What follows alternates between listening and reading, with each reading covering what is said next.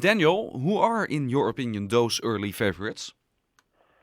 I would say that the two market leaders, Russia and Sweden, are two of the more likelier winners, and they would head my list too, as well as bookmakers' lists. Okay, let's start with those two countries. What makes them so special? To start it off with Russia. Okay, I should start by saying it's a very open year, and there are arguments against all of the countries, and so perhaps it's a case that there are fewer arguments against these top two countries. Russia have a very classic Eurovision sound. They have a strong voting bloc behind them and a very big name. Those are the three main advantages it has. And what about Sweden? Sweden has a little bit of the X factor this year, something very current, very credible, and something that's going to appeal to a certain demographic, i.e. teenage girls and their mothers. As you said, there's not a clear favorite, not something that stands out like Euphoria in recent years or only Teardrops already at this stage. But we also have seen in the last couple of years that the winner is always the straight winner throughout the entire continent. Or are we in for a big and exciting close call? You could argue that the Swedish song is going to do very well in Western Europe, and the Russian song is going to do very well in Eastern Europe. And we're less sure as to how each song will do in the other side of the continent.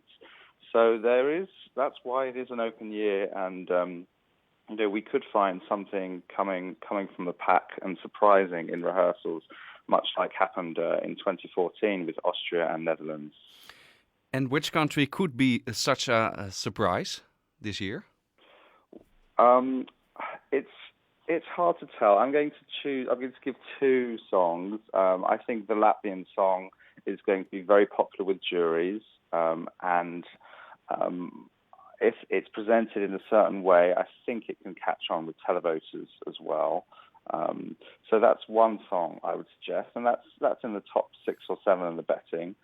And when I look to the longer odds, I actually give the same answer I gave 2 years ago at this stage, and I think actually the Netherlands is a quality song from a young guy who is actually a young superstar, a really charismatic, excellent singer. And I think the Netherlands will surprise people in rehearsals and in the final on May the 14th. On social media, we also see many people who think France or Germany could be contenders, which would be nice if we have a big 5 country doing well, of course. Do you think that's going to happen or not? I can't see a big 5 country challenging for the win. Of those two you mentioned, I think Germany have a very solid song, and I think that's more likely for top 10.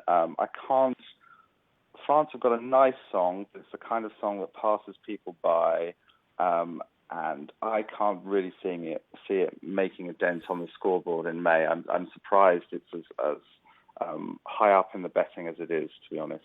Is the total field, is it difficult for a gambler like you to do well in this year's Eurovision because it's such an even field? It makes things more interesting and challenging. It means you have to think far more carefully. I go over the songs lots of times, listening to them, thinking about the people performing them. So it's more challenging, yes. But that's just something I have to deal with and still try and make some money. So thank you, Daniel.